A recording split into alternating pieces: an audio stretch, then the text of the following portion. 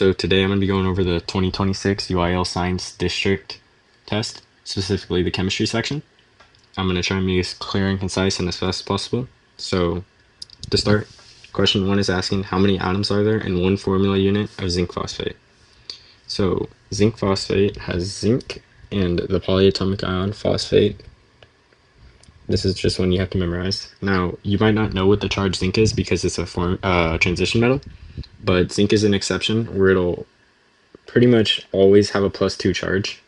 And so now all that's left to do is do the crisscross, and you get zinc with a 3 subscript and phosphate, the whole thing with a 2 subscript. So when you count the atoms, you get 3, 2, and 8, and then you just add them together, and you get 13. And so question 1 is going to be letter choice C. Question 2 is asking what is the insoluble product that is formed when a solution of silver nitrate is mixed with a solution of sodium sulfide. So silver nitrate. So we have silver and nitrate, which is another polyatomic ion, which has a -1 charge. And you might be asking again, what is silver's charge? Because again, it's a transition metal. And silver is again one of those exceptions where it'll pretty much always have just a +1 charge. So when you crisscross, the charges will just cancel out. And then that's mixed with sodium sulfide, which is sodium and sulfur. So sodium has a +1 charge, and sulfur has a -2. So when you crisscross, you'll get silver nitrate plus sodium 2 sulfide, and then it's just a double replacement predicting the products. Sorry, I don't know why these dots are appearing, but you'll get silver sulfide plus sodium nitrate. But again, you need to balance your charges. So sulfur here has a -2 charge, silver has 1, so when you crisscross, you get silver sulfide plus sodium nitrate.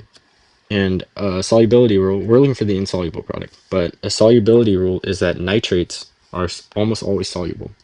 So that'll mean this is our soluble product and this is our insoluble product, which means our answer is letter choice D. Question 3 is asking the effective nuclear charge felt by a valence electron in an atom is equal to what?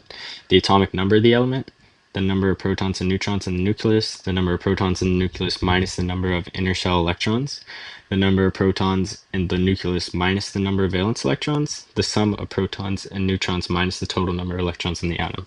So this is just a definition question, and it's going to be answer choice C. You could see that these are definitions to other sort of topics like the atomic number of the element. These are just, it's just a definition question. And moving on.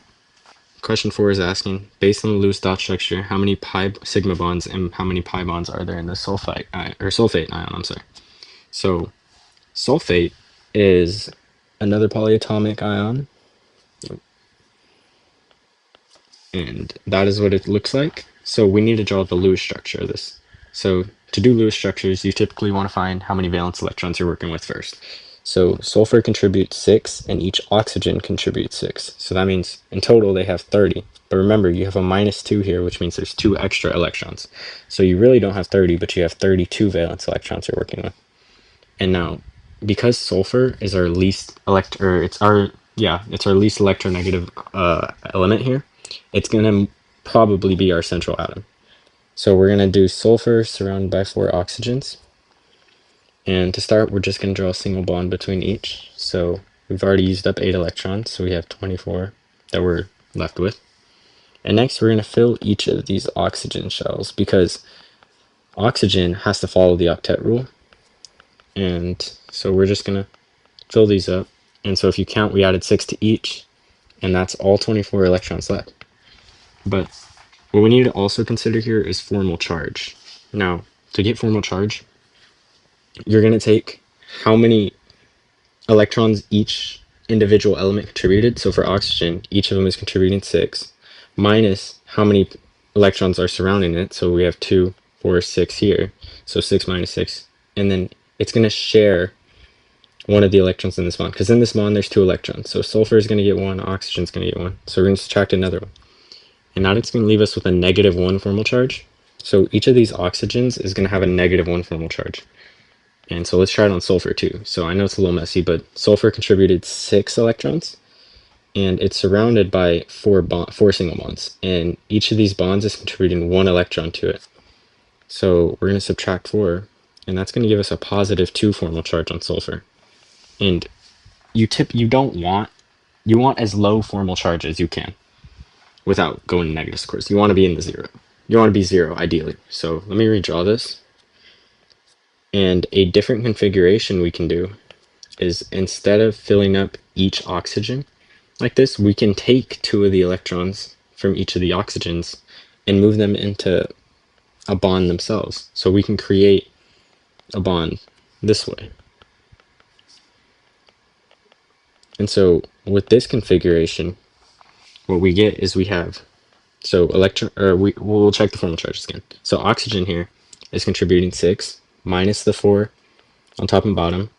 And then since it has 2 single bonds, 2 of the electrons are going towards oxygen, 2 are going to sulfur. And so we can subtract another 2.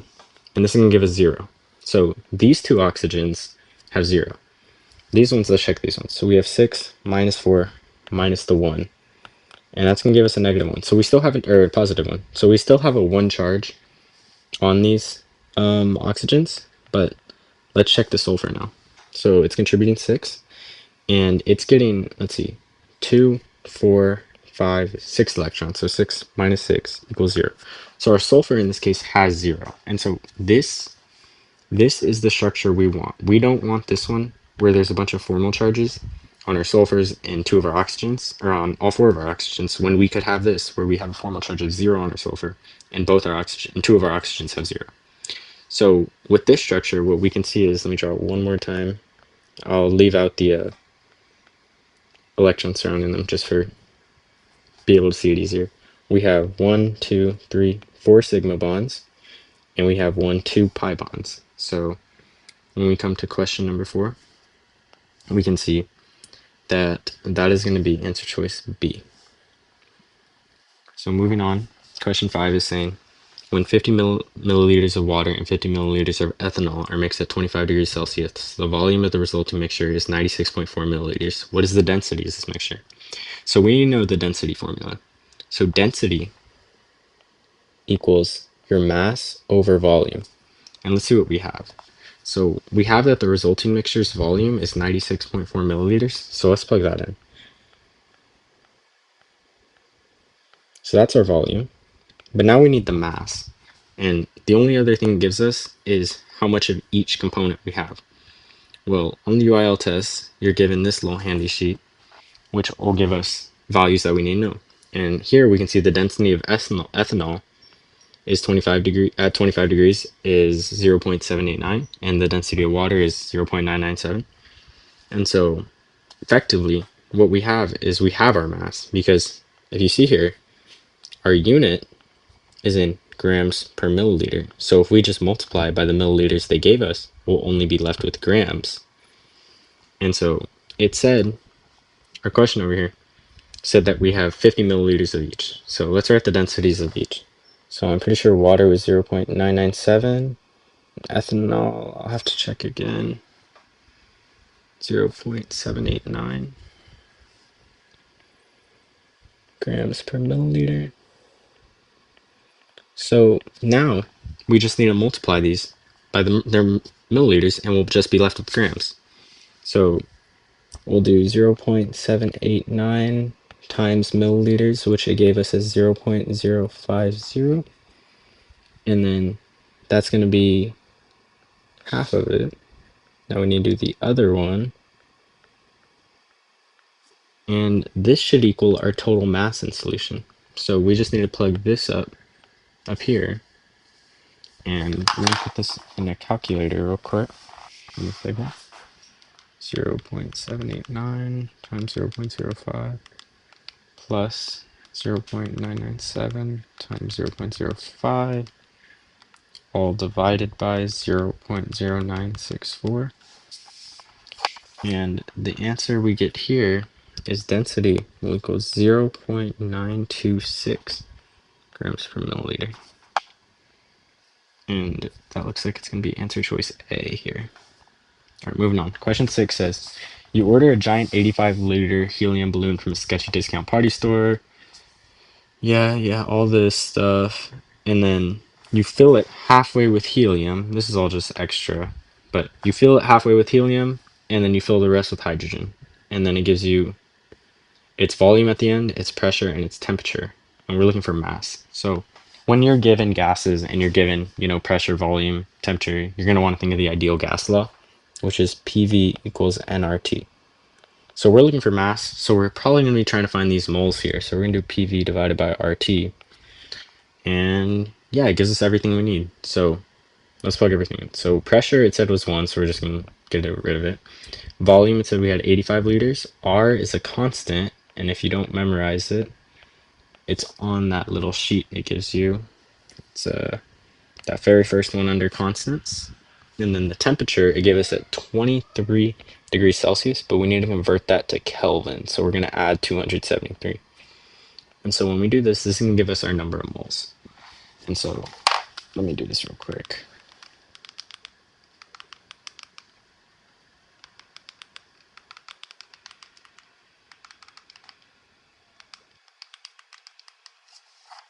And that is going to give us approximately 3.5 moles. But we're looking for mass here. And that's where this problem gets a little tricky. It says it's halfway filled with helium and halfway filled with hydrogen. So if we just draw a little picture, half of this balloon is filled with helium, and then half of it's filled with hydrogen. And the trick with this question is we need to remember that hydrogen is actually a diatomic ion, which means it comes in twos. If you need to remember those, you can remember the acronym Breen, Cole, Hoff, where this is bromine, iodine, nitrogen, chlorine, hydrogen, oxygen, fluorine, and I'll tell you the diatomic ions. But another thing we need to know is Dalton's law of partial pressures. Because both are filled halfway, they're each going to contribute to half the moles. So we have 3.5 divided by 2 moles of hydrogen, but we also have 3.5 divided by 2 moles of helium. And so now we just need to, multiply by the the molar mass of each, and we'll get the amount we have in grams. So hydrogen, the molar mass of hydrogen is 1, approximately 1. Helium is approximately 4. So all we're going to do is we're going to do 3.5 over 2 times 4 plus 3.5 over 2 plus, or excuse me, times 2. Because remember, hydrogen is diatomic, which means there's 2 of them. So let's put this in the calculator real quick.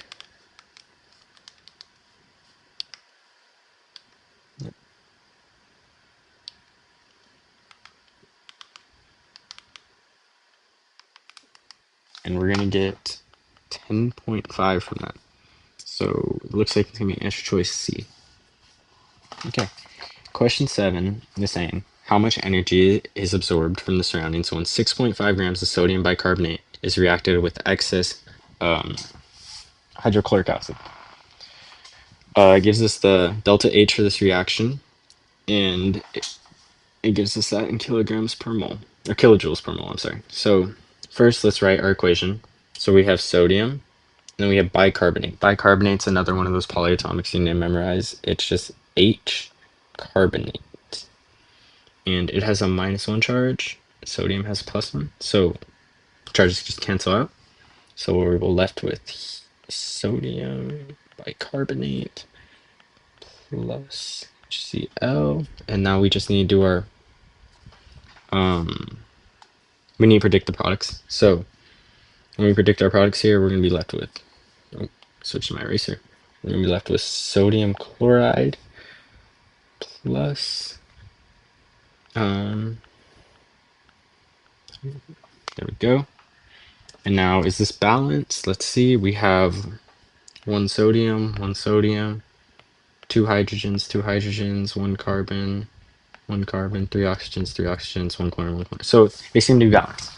So we're just going to have 1-to-1 mole ratio. So we have 6.65 or 6.5 grams of sodium bicarbonate. So this is going to be our limiting reactant, and this is going to be excess. So we really don't need to look at this. We just need to see that 6.5 grams completely reacts. So let's get how many moles actually react. So sodium has a molar mass of 23, plus hydrogen's 1, plus carbon's 12, plus oxygen's 16, but there's 3 of them. And that's our molar mass. So let's figure out, let's put that in the calculator real quick. And that's going to come out to 84. So we have a molar mass of 84, and we have 6.5 grams reactant. So let's do 6.5 divided by 84 to get our number of moles. And that's going to give us 0.0774 moles reacting. And remember, it gave us our delta H in kilojoules per mole. So if we know how many moles are reacting, we can just multiply and we'll get how many kilojoules we're left with. So kilojoules per mole. Oh, but here I made a little error. I did grams. Wait, no, never mind, hold on. So let's multiply by 0.0774. My bad. Tried to catch a mistake. And that's going to give us 2.206 kilojoules. And let's check our answer choices.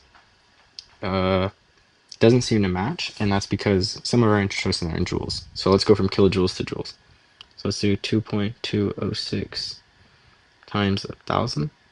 So that'll just take us to joules. So we'll go 1, 2, 3, and we're left with 2,206 joules. And that looks like it's pretty close to answer choice B. See, I just got a little, I was saying this is in grams instead of kilograms for some reason, but moving on. Which term below best describes the gas sample shown here? Each sphere represents one atom. Is it an element, a compound, a mixture of atoms, a mixture of compounds, or a mixture of elements? So let's see. We have 2 atoms bonded together, and they seem to be the same sort of combinations for each one, right? So we're not going to really have a mixture here because, again, we have 2 bonded different atoms. So we're not going to have a mixture of any sort because they're the same across each thing. And then we're also not going to have an element because these are 2 distinct atoms, which means we don't just have a straight element here. And that only leaves choice B, which is a compound. And that makes sense because we have 2 different atoms bonded together.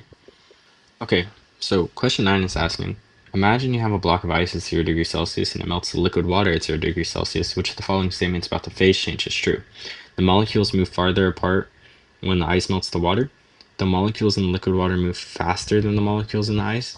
The ice is colder than water. Or the water molecules change from cloudy white to transparent, or heat must have been put into the ice for this to happen. Well, let's think. We have a block of ice, and it's become, let me do this in blue, probably like a little more. So we have a block of ice, and it's going to melt to water. So we're going to just get a pool of water here. This can't just happen on its own, right? Something must go into this for the phase change to occur. And if you've seen any phase change diagrams, you'll see that, oh, this is the heat part. Heat must be added to either raise the temperature or go through the phase change. So as we go through the phase change, our temperature is not changing, but heat must have been put in for this ice to melt, if that makes sense. And then you could also look at these, like the other answer choices don't even make sense. The ice is colder than the water. Well, the question says that they're the same temperature. The water molecules change from cloudy white to transparent. That just doesn't make sense. The molecules move farther apart when the ice melts the water. So something about water is that liquid water is actually denser than ice. So it's actually the opposite happening here. And the molecules in liquid water move faster than the molecules in the ice. Well, it's already been established that they're the same temperature. And kinetic energy and temperature are directly proportional. So as your temperature goes up, your kinetic energy goes up, which is the formula for kinetic energy is 1/2 mv squared. And your mass isn't changing, so that must be proportionate to velocity, or the speed of your molecules. And because your temperature isn't changing, your speed also isn't changing. So the molecules aren't going to be moving any faster. But moving on. Question 10 says, below is an image of the gas reaction at equilibrium, and it gives us the equation for the reaction. if each dot represents 1 mole of gas and the volume of the container is 1,000 liters, what is the equilibrium constant? So let's write the equilibrium constant for this formula. So we have our concentration of blank dots squared, because they have a coefficient of 2, divided by black dots, our concentration of black dots, times our concentration of, striped dots. So this is just a plug-in to the formula sort of question now that we have our equilibrium constant expression. Oh, that's supposed to be a C. So let's count. We have 1, 2, 3, 4, 5, 6, 7, 8, 9, 10, 11, 12, 13, 14, 15. Oh, sorry, I miscounted. 15, 16 white dots. So we'll have 16 squared divided by 1, 2, 3, 4, 5, 6, 7, 8 striped dots, and 1, 2, 3, 4, 5, 6, 7, 8 black dots. And so we'll have 16 squared over 64. And if we put this into a calculator, you're going to end up getting 4. So we're going to have answer choice D here. All right, moving on. Question 11 is saying, if the equilibrium pH of a 0.5 molarity solution of a weak acid is 100 milliliters of water, is equal to 3.55, what is the Ka for the weak acid? So we have some unknown weak acid plus water, and we can predict the products here for the dissolution. Because this is an acid, it's going to try to lose that hydrogen, so we're going to be left with the conjugate base plus our concentration of hydronium. Oh, whoops, put the 3 on the wrong part. So we'll have hydronium in this aqueous. So let's write our dissolution equation for our Ka expression. So we'll have Ka equals our concentration of conjugate base. I don't know why I keep trying this 3. Of conjugate base times our concentration of our hydronium atom divided by our initial weak acid. So let's see. We're starting with 0.5 molarity of a weak acid. So let's draw our ice box. So our initial weak acid is 0.5, and we're starting with, this is H2O is a liquid, so we're just gonna ignore it because those don't go in equilibrium expressions. So we're starting with 0 of our conjugate base and hydronium. But it says at the end our pH is equal to 3.5. And so pH is our negative log of our hydronium concentration here. And if this equals 3.55, we can actually solve for this by instead doing 10 to the negative 3.55. And this will equal our concentration of hydronium. And if that's the case, then our change would be plus 10 to the negative 3.55 for both of these, because that's how much hydrogen. If we started with 0, we must be gaining that much hydronium, which means we're also losing that much on the other side of our equation. And so that'll just leave us with this as our final equilibrium values. So when we plug those in, we'll get 10 to the negative 3.55 times 10 to the negative 3.55, because again, that's our conjugate base and our hydronium concentration. And then our weak acid concentration at equilibrium will be our initial minus that little change. So let's put that into the calculator, and we'll end up with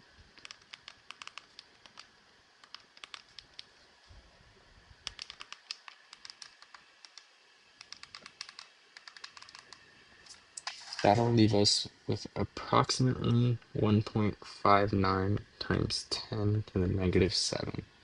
And let's see, that looks like answer choice E. And another way you can sort of tell is it's a weak acid, and its Ka is going to be very small because it's a weak acid. And if you look at our answer choices, E is the only one with that really small Ka. That's typical of weak acids, but that's just a little shortcut. Question 12 is asking, what is the silver concentration in saturated solution of silver phosphate?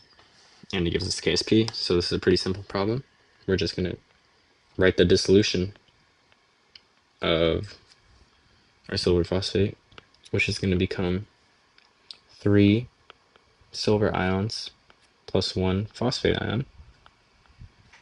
And now we just, because this is a solid, and these are aqueous, we can leave this out of our KSP value. So our KSP must equal our concentration of silver cubed, because it has a coefficient of 3, times phosphate. And since we started with 0 of these at the beginning, we can actually assign a value x, because, you know, they'll grow at the same rate. So we have 3x of silver and just x of phosphate. So if we plug that in here, those are our concentrations. So KSP should equal 3x cubed times x. And when we solve this, we'll get 3 cubed times x to the 4th equals the KSP it gave us, which was 8.9 times 10 to the negative 17. And now we just solve for x. So we'll get x equals the 4th root of 8.9 times 10 to the negative 17 divided by 27. But we need to remember, x isn't our silver concentration. Our silver concentration is actually 3 times x, remember, because our coefficient here was 3. Because we're getting 3 times as much silver as we are getting phosphate, if that makes sense. So we actually need to multiply this whole thing by 3, and that'll give us our concentration of silver. And so if you put that in the calculator, you end up getting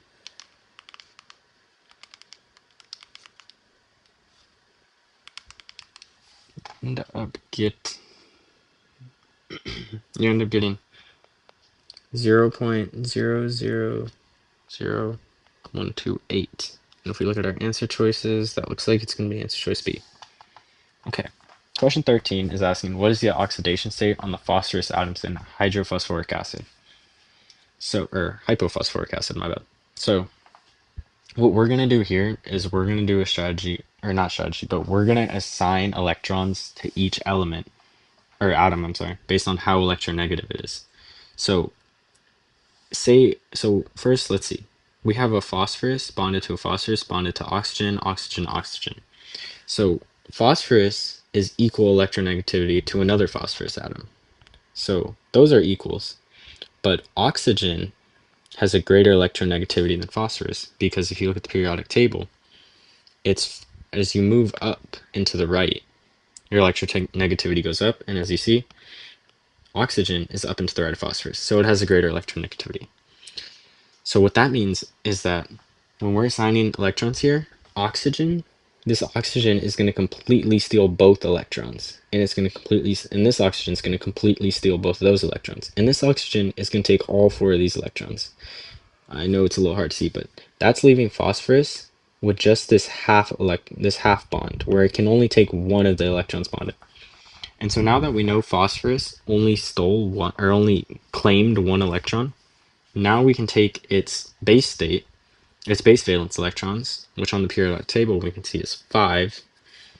We can take 5 and subtract it from the 1 it has, and we're left with a +4 charge. So our oxidation state's going to be D. And that's a strategy to find oxidation states when you're given, you know, not Lewis structure, but yeah, Lewis structure. You just assign electrons based on electronegativity, and then you subtract the ones it claims minus its valence electrons.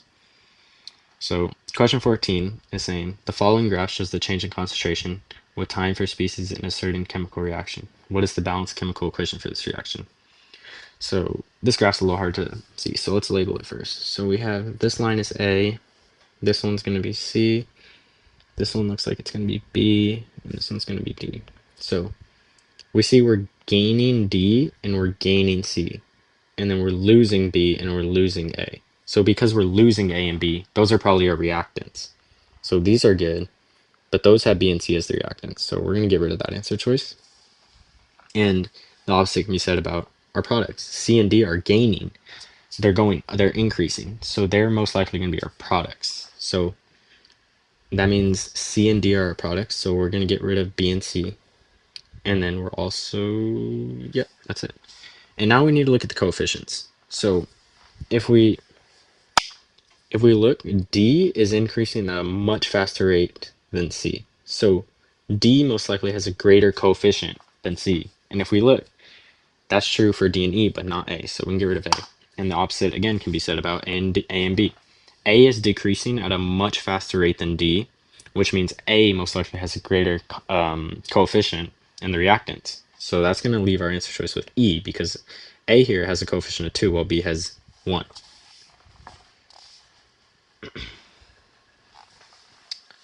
Question 15. A student carrying out an acid-base reaction mistakenly adds 70 milliliters of 0.01 molarity nitric acid to 100 milliliters of 0.1 molarity hydrochloric acid. What is the pH of the resultant solution? So these are two strong acids, and that's important to know because they'll 100% dissociate. So all we need to do here is find how many moles of hydrogen are dissociating from each, and then add them together and find the new molarity of hydrogen, and then take the negative log to find the pH. And so let's get started. So we have 0.07 liters of 0.01 molarity nitric acid. So if we multiply these numbers together, we have volume times molarity. That'll give us our moles. And since this is 1-to-1, this is a monoprotic acid, the amount of moles we have of it is also the amount of moles we have of its hydrogen and how much hydrogen will dissociate. So these are the number of moles of hydrogen of that one. And the same can be said for the other acid. We just have to multiply these together and we'll get our number of moles. And so we can just add these together and that'll be our total moles of hydrogen in solution. So let's go ahead and do that. And so this is our number of moles of hydrogen, but the formula for pH is our negative log of our concentration of hydrogen. And so we need to find the concentration now. And so we added concentration, or molarity, is our number of moles over our volume. So we need our new volume. And that's just this 70 milliliters plus this 100 milliliters. So we just divide this whole thing by 0.07 liters plus 0.1 liter. And that's going to give us our concentration. So let's go ahead and put that in the calculator.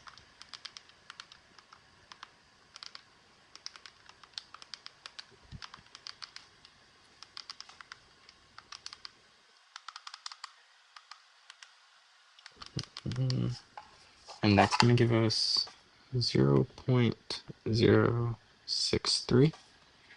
And so now let's just plug that into the formula.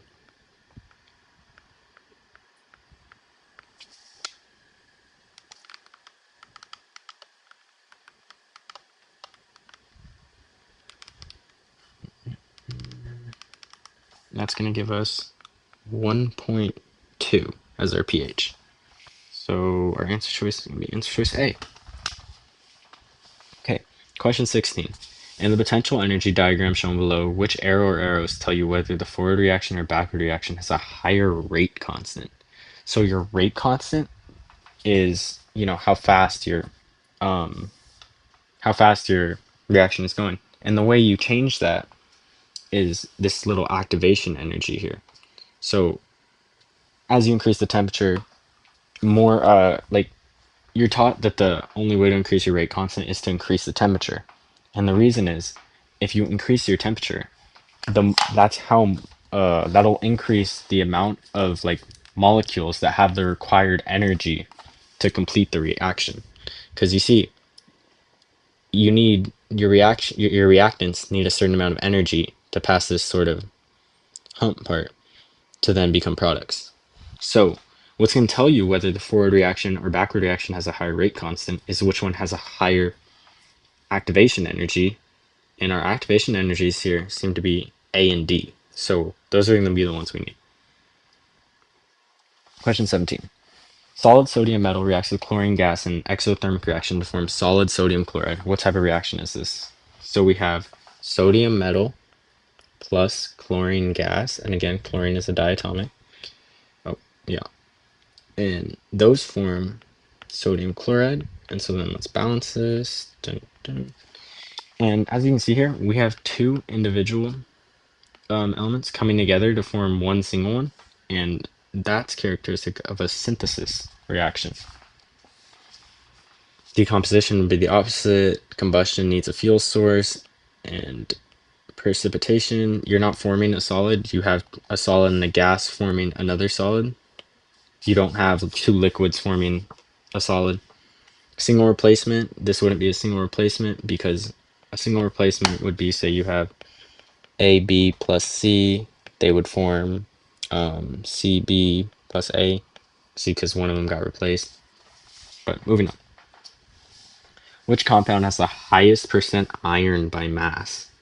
So it gives us a bunch of formulas. Let's go ahead and write each of these out. So we have iron 2 plus, nitrate is NO3 minus, and then just go down the list.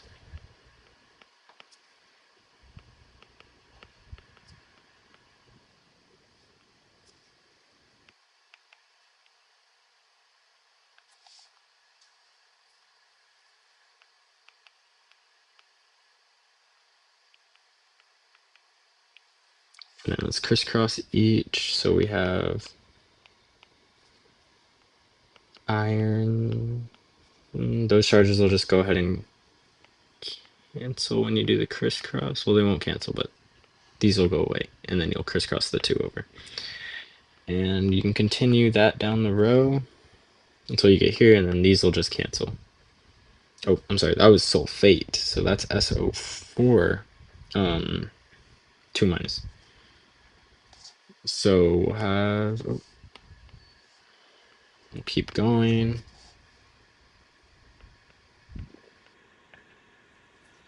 And so we're looking for the highest percent iron by mass. And so what that means is we want the greatest percent of our mass to be coming from this iron here.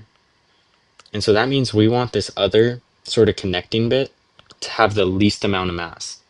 And so let's see, this has 6 oxygens and 2 nitrogens. That has like a lot of mass coming from non-oxygen sources, or non-iron sources, I'm sorry. This one is the same as this top one, except it has one less oxygen. So we can just go ahead and get rid of this tops option because this just has more, we can clearly see it has more mass contributing from non-iron sources. And then moving on, we have 2 chlorines, and again, it has a lot coming from non-iron sources. This one here has just 1 oxygen contributing. This one has a more, like, this one has 4 oxygens. This one has 4 oxygens contributing. These two we can just automatically get rid of because these have 4 oxygens contributing. This one only has 1. So this one will automatically have less oxygen or less mass coming from non-iron sources. And we can see here that 2 chlorines have more molar mass. A single chlorine has more molar mass than oxygen. So that has more mass coming from non-iron sources again. And so that means our highest percentage by mass is going to be iron 2 oxide. And now you could calculate the molar mass of each and then figure out what percentage comes from the iron. But a quicker way is to just look at it like I did and find, which obviously has less contributing from other sources. So question 19. If 1,050 milliliters of 0.47 molarity sodium bromate is mixed with excess barium nitrate, how many grams of solid barium bromate will be formed? Well, let's write our equation. So we have sodium bromate. Bromate is a polyatomic. And these charges will go ahead and cancel. So it's mixed with barium. Nitrate, barium has a +2 charge. Nitrogen. Oh, did I say nitrate? I'm sorry. Yeah, nitrate. Whoops. Got a bit confused there. So this is a +2 charge. And so when we crisscross, we'll end up with sodium bromate plus barium nitrate. And then let's go ahead and predict the products here. So we'll have sodium nitrate plus barium bromate, and then it's balanced. So we have, let's see, we have 2 bromates on this side, only 1 on this side. So we'll put a 2 here. That leaves us with 2 sodiums on this side and only 1 here. So we'll put a 2 here. And then after that, everything looks balanced. And so we're looking for grams of solid barium bromate. And so we have excess barium nitrate, so we're not worried about how much of this we have. We're worried about this, which is our limiting reactant. So let's convert this volume and molarity to moles. So to convert, if you're given volume and molarity, you just multiply them, and they'll give us your number of moles. So let's take 1.05 times 0.47, and that should give us our number of moles.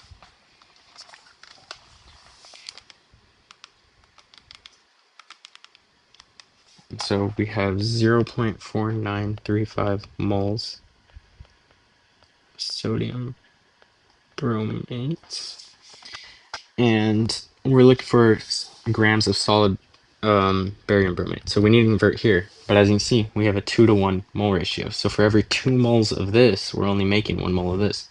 So we need to divide this number of moles by 2, and that'll give us the number of moles of barium bromate we have. So this is moles of barium bromate, and then we just need to multiply these moles by our molar mass.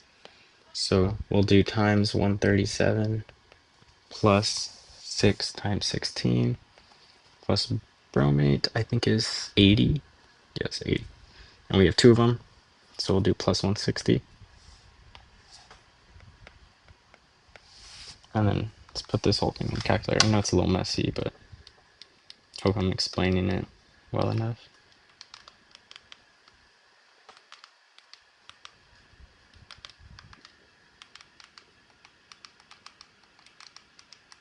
And that gives us 96.97, which looks to be answer choice E here. Last question. If an electrical current of 0.27 amps is passed through 1 liter of 0.5 molarity solution of silver nitrate for exactly 500 seconds, how many milligrams of solid silver will be formed? So the key here is that current equals charge over time.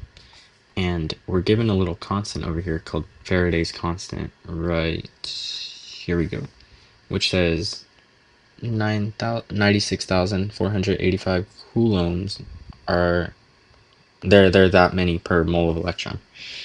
So when we come here, we have silver nitrate is going to become silver plus a nitrate ion. So we're only making, like, we only need 1 mole of electron to form silver. So what we're going to have here is we're going to have this constant first off.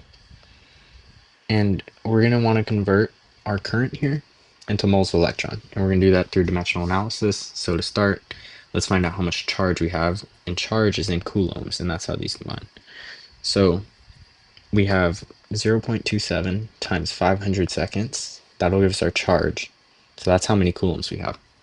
So we have 0.27 times 500. And if we divide that by this constant here, what's going to happen is our coulombs are going to cancel, but our moles of electrons are going to end up coming up. So we're going to have this many moles of electrons. That's how many moles of electrons we have. And we already established that we only need 1 mole of electron to get silver. So now all we have to do is multiply by the molar mass of silver, and that's how many milligrams we're going to have. Well, that's how many grams we're going to have, and then we can convert it to milligrams. So silver, let's see, silver is 107.87. So we're going to multiply this whole thing by 107.87. So let's come here.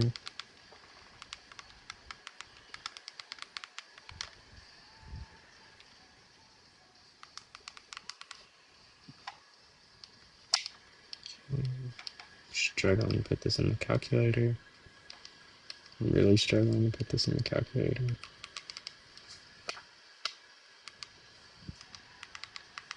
Fine. And this will give us 0.15 grams of silver. And so let's look over here. 0.15, but remember it's in milligrams. So I just erased everything. And that's going to be answer choice C here. So there we go. That's the entire district chemistry section for the 2026 UIL science test. Hopefully my explanations were sufficient. I know I sort of rambled in a few parts, but yeah, I hope this helped.